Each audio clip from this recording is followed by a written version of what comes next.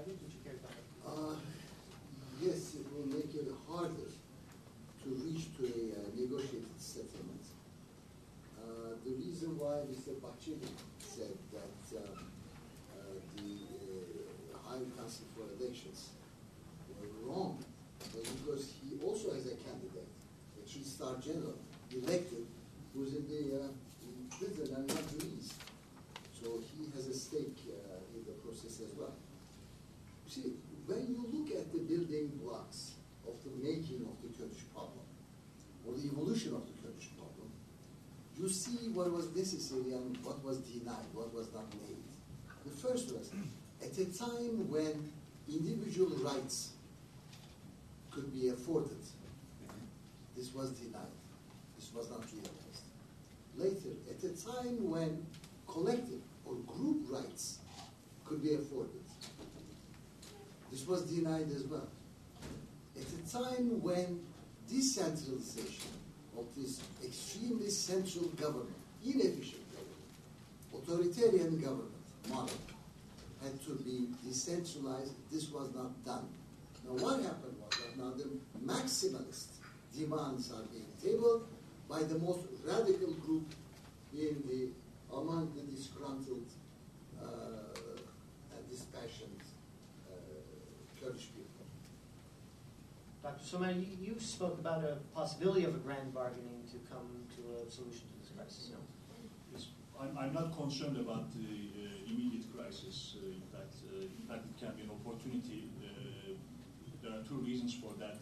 There's a precedence for this. In fact, the Prime Minister Erdogan had the same difficulty of entering Parliament in 2002, and in fact, at that time, with the cooperation of the opposition party, the Republican People's Party, the law was changed, and Erdogan was able to, in fact, assume his position as a member of the parliament, and also as a member of the parliament.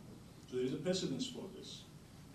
And also, all these parties, they want to, in fact, they want to have their seats, so they also have an interest in actually resolving this issue. Ideologically, so I don't see this immediate crisis that important. It can even be an opportunity to start to show some goodwill. So in Turkey, in fact, there is one aspect of democracy that is quite consolidated. In fact, this idea that elected officials should assume that they have the right to have their authority as a result of free and fair elections. That norm, that belief, is quite well ingrained in Turkey.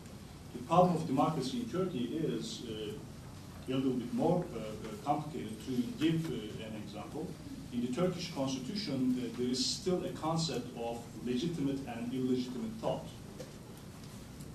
So, to my understanding, there cannot be any distinction like that. That to have thought cannot be illegitimate; it is an inalienable right. So those, in fact, it was mentioned by recently, unfortunately, by the Prime Minister as well, that a book can be sometimes more dangerous than a bomb. So these, of course, these need to change.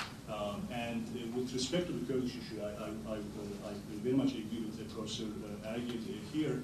If I had given the speech 10 years ago, I could have made different remarks, and in fact I did, because at the end of the 20th century, in 1999, that there was another opportunity in front of Turkey with the capturing of Abdullah Öcalan. At that time, the circumstances were different. The psychology, the sentiment of the Kurdish population in Turkey were different. But now, unfortunately, because the necessary steps have not been taken since then, now we face a different situation, a more serious situation. Thank you. Would you like to add something, Karen? Yeah, I think that what would be interesting is we get over, everybody seems to agree now that we can probably get over this hurdle of the various MPs who are in prison and not being allowed to take their seats. It's a question of time and maneuvering and compromise, and everybody will have a vested interest in somehow solving this so that Parliament can be seated. I think what will be interesting to me from the CHP campaign that Mr. Kılıçdaroğlu ran when he talked about the European Autonomy Initiative and the willing to talk about what regional autonomy and some degree of decentralization. I thought that was remarkably interesting and a big change for CHP, which was the biggest statist party for so many years. Most people believe that the over-centralized nature of the Turkish government is very problematic. So BDP has talked about democratic autonomy, and the question is whether they can somehow overcome what may be somewhat maximalist demands in their, or maximalist definition of autonomy, and reach an accord with CHP and sort of push the government to some kind of a change. Will they accept incremental advances in this regard, or will they go shoot the wad for all or nothing? I think that's going to be interesting to see if there can be compromise among parties in Turkey. That would quite be refreshing and different. Thank you. Please. You know, Mr. Kılıçdaroğlu uttered in one place in the East, never repeated it once again, and the party has not owned it. This has happened several times, right? So we do not know whether CHP can support such an initiative, decentralization or not. Right? With that, I'd love to welcome questions from the audience. Yes, please. Ergil from Georgetown and Silk Road. Beyond the 50% electoral victory, AK Party is represented in 97% of the electoral districts and the only national party in that sense. Western BDP only has 8% representation and the CHP only has the first party status in only 7% of the elections. Now, in terms of resolving Kurdish issue, do you think AK Party has the inner dynamics to approach it and be more of a representative with the number of Kurdish MPs they have as part of their cadres? And the other thing is, apart from the victor's speech in the balcony, shouldn't the opposition parties have responsibility to approach, as princesses to the constitutional peak and go and knock on the door of the ruling AKP party?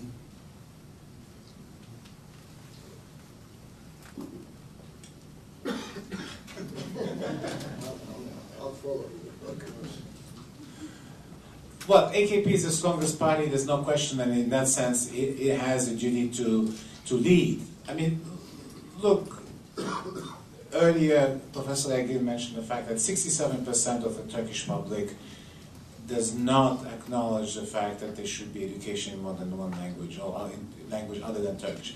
There hasn't been a debate on this issue. I mean, the poll results are actually quite natural.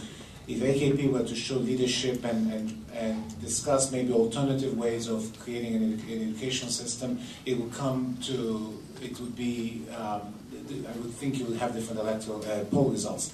The point is, you have to have a conversation, you have to have a discussion, and the most important issue about this constitutional change, it has to be inclusive. It has to be inclusive in the sense that everybody has to participate.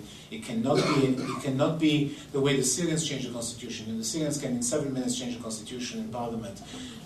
This is going to be a long process where you are going to get input. You have to get input from the different parts of society, from unions to groups to all kinds of groups. So that is. It's not just political parties, and that's the most important issue that has to come out of this.